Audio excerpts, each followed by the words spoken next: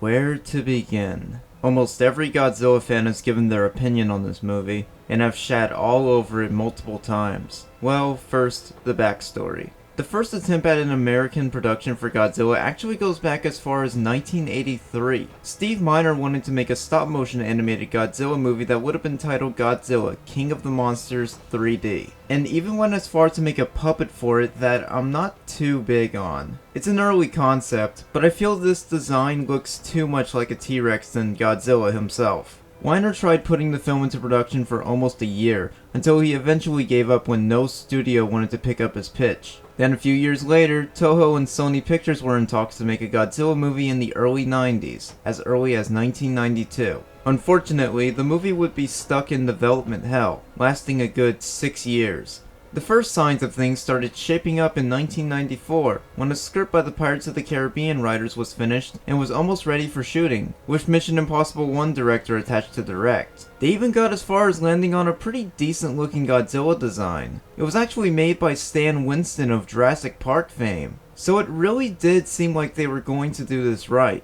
This design looks heavily inspired by Biogoji. Kind of a shame this whole idea got scrapped. Godzilla was also going to have an adversary called the Griffin, which looked pretty cool. Sadly, the Mission Impossible director dropped from the project after budget disagreements with Sony, and the 1994 version of Godzilla would never see the light of day, and the film got delayed even further. Until finally, and sadly, Sony landed on director Roland Emmerich and producer Dean Delvin. These two have not made a good movie, so I'm not really a fan of them if you couldn't tell. Nope, I didn't even like Independence Day. That movie's a little too stupid for me to really enjoy it. I only like Will Smith in that movie, but is the movie really good just because I like one actor that's in it? No, not at all. The script by the Pirates writers was tossed out, and Roland and Dean decided to write their own script at Sony's request. Oh boy.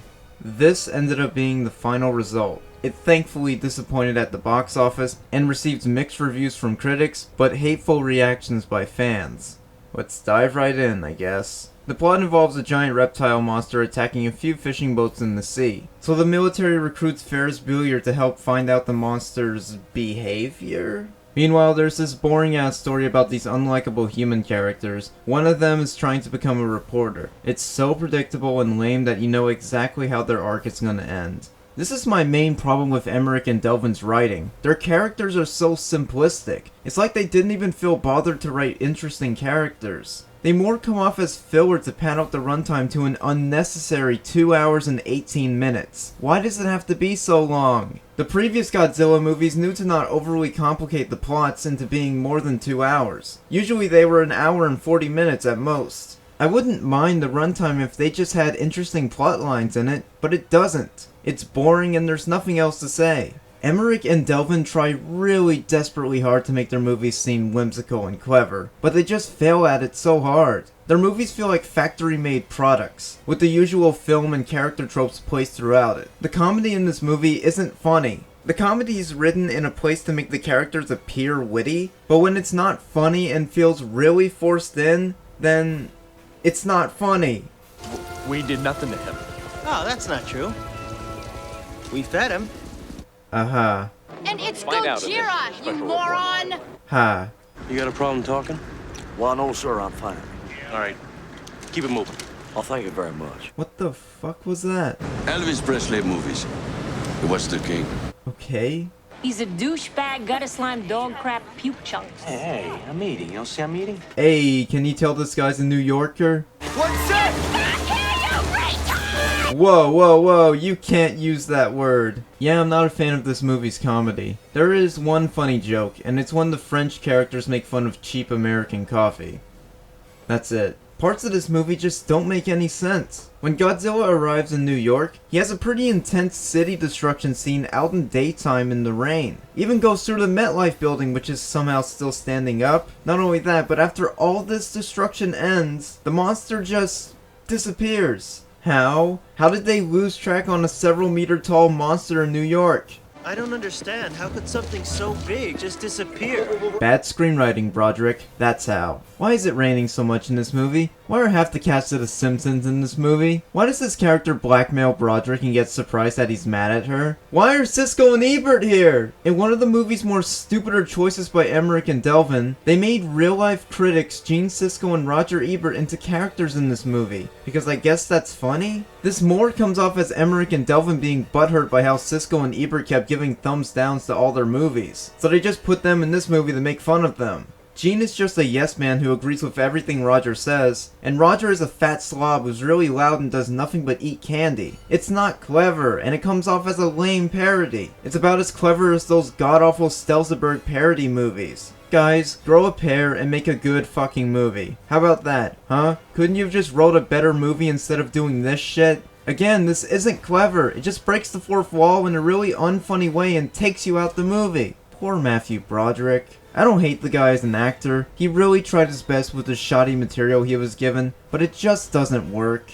Emmerich wasn't always the best at directing his actors, and that really affects Broderick's performance here. Matthew can be a good actor, as long as he's in well-written movies with good directors and such. So pretty much when he appears in, you know, good movies. But no, instead he's working with this movie's unfunny writing and not so clever repeating joke. Dr. Nico Topopoulos. It's the Topolis. Dr. Nico Papadopoulos? It's the Topolis. Whatever. How did Mrs. Tadopoulos handle that? It's the Topolis. They keep mispronouncing his name, isn't that hilarious? Matthew actually hosted an episode of SNL a few weeks before the release of this movie, where he talked about Godzilla, and was joined by Tracy Morgan and that one high dude from Half-Baked, both of which were huge Godzilla fans. And I gotta say, I feel kinda bad for them because they were so excited for this movie to be good.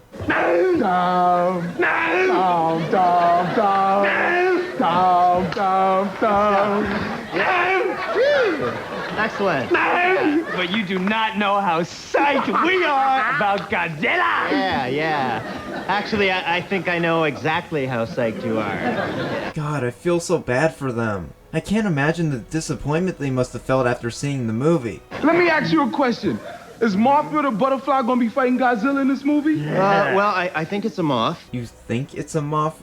What the fuck are you talking about, Broderick? There's no moth in the movie. Oh, by the way, this whole time I barely even talked about the main star of this movie. Who? Oh, I don't know. Godzilla? Yeah, I guess he's supposedly in this movie. But where? All I see is a dumb giant lizard monster. All he does is pop up, destroys the city, then disappears somehow. Or more the military destroys the city, as the fictional Roger Ebert puts it. You've caused more damage than that goddamn thing did! Hey, come on, it's not their fault the dad from Transformers is the one in charge. Godzilla eats fish. That's a thing. Also, fine, I'll play the clip. That's a lot of fish. Enjoy that meme. But yeah, this Godzilla is just weak and stupid looking. How do we go from this to this, but landed on this? It's such an ugly design that doesn't even look anything like Godzilla. It's no wonder the advertising went out of its way to hide Godzilla's face. Yeah, it was to keep his look in the movie a secret. And it looks like the home video releases seem to keep this up, but no, you just look on the back of the cover and there he is. Him in all his ugly glory. Yuck. There's a scene where he hops in the Hudson River to escape the military, but they actually harm him and put him out of commission for a while. Dude! You're supposed to be Godzilla! You're indestructible! Can you at least breathe fire? Not really, he just blows on cars and they explode. This thing isn't Godzilla, what the hell? Okay, so he gets put out of commission, which leads to... Oh fuck, I forgot about this part of the movie. So Godzilla can reproduce asexually, which leads to him laying dozens of eggs in Madison Square Garden of all places. This then makes room for typical Jurassic Park ripoff scenes. This movie desperately wants to be Jurassic Park more than it wants to be a Godzilla movie, I'm noticing. I like the practical heads we see briefly. Looks way better than this movie's now outdated looking CGI. Godzilla does not blend in well with his surroundings and neither do his babies. A CGI Godzilla can be done right, but this is not a good example and, oh man, they look awful. Just awful. The feet especially just pop out more. God, that's bad. Also, during these scenes, why aren't the characters, like, terrified? Yeah, that's good for me. I would be freaking the fuck out. Like, holy fuck, let's leave before we get eaten. Great directing, Rowan. The network is on an internet. Did she just say an internet? Good screenwriting, boys. So anyways, they blow up Madison Square Garden to kill all the Godzilla babies. Unfortunately, our heroes made it out the building alive. Then Godzilla reappears because the military can't be the ones to kill Godzilla, right? So our heroes hop in a taxi cab and Godzilla chases after them. And this leads to the Brooklyn Bridge where Godzilla gets tangled up like a moron. So he climbed over the first railing, but then he tried going under the other one? Is he fucking stupid? Then the military shoots him down? What? What? The military are not supposed to kill Godzilla! He's supposed to be indestructible! Oh, whatever. Godzilla dies, then the movie ends with a lame ending stinger before the credits for a sequel that never got made. Okay, there was an animated series, which I hear was better than the movie, but I never watched it. And that's it. That was Godzilla 98. I don't like this movie too much, but I wouldn't say I hate it necessarily. It's just a bad Roland Emmerich movie that just so happens to have a giant monster in it named Godzilla. The characters are boring, the plot isn't interesting, the soundtrack is generic film score, and the movie just overall doesn't work. It's a terrible Godzilla movie, and just a badly made movie all around. Do I recommend this movie? God no. I mean, if you want to watch a bad Roland Emmerich movie for fun, then go ahead. Just know that the film is 30 minutes longer than it probably should be, and it's not very good either. The film received the exact reception it deserved. Toho especially hated this movie. So much so that they bought the rights for the giant lizard monster just so they could rename it Zilla, which is hilarious. What's even more funny is that in Godzilla Final Wars, they had the American Godzilla fight the Japanese Godzilla, and the fight lasted like 10 seconds. It's honestly really great. Godzilla 98 failed so hard that we never got another American-made Godzilla movie until about 16 years later. Way to go, dipshits. I've said all I wanted about this movie. I don't like it. It's dumb, dumb, dumb. Put that on the cover. Next time, we're gonna go back to Toho's Godzilla series with a much-needed Millennium era of Godzilla movies. Thanks for watching, and don't bother seeing Godzilla 98. Thank you. See ya. Yeah, the only good thing about Mayor Ebert and his sidekick was that at least Godzilla didn't step on us. Well, but Roger, I fully expected that to happen. And I think the audience is waiting for that to happen. Yeah, maybe they should have included that. Again, bring him on stage, at least squish him, right? Exactly. There are missing scenes. Okay.